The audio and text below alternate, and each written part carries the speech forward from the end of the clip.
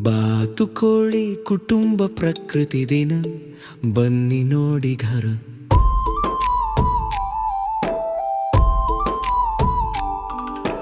ಗರಿಗಳು ರೆಕ್ಕೆಗಳು ಮತ್ತು ಪುಟ್ಟ ಪಾದಗಳು ಪ್ರಕೃತಿಯನ್ನು ಸಂತೋಷದಿಂದ ಕಲಿಯುತ್ತವೆ.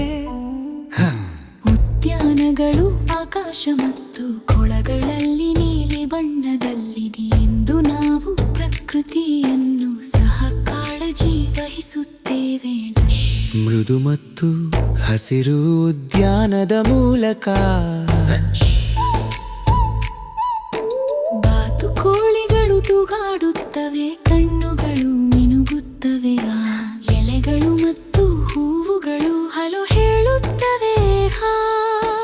ನಾವು ನಿಧಾನವಾಗಿ ಎಸೆಯುವ ಪಕ್ಷಿಗಳಿಗೆ ಬೀಜಗಳು ಶಕ್ತಿ.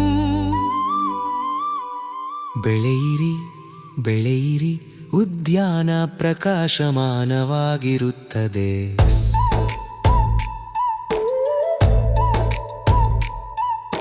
ಸಂತೋಷದ ದೃಷ್ಟಿಯಲ್ಲಿ ಪಕ್ಷಿಗಳು ಮತ್ತು ಬಾತುಕೋಳಿಗಳು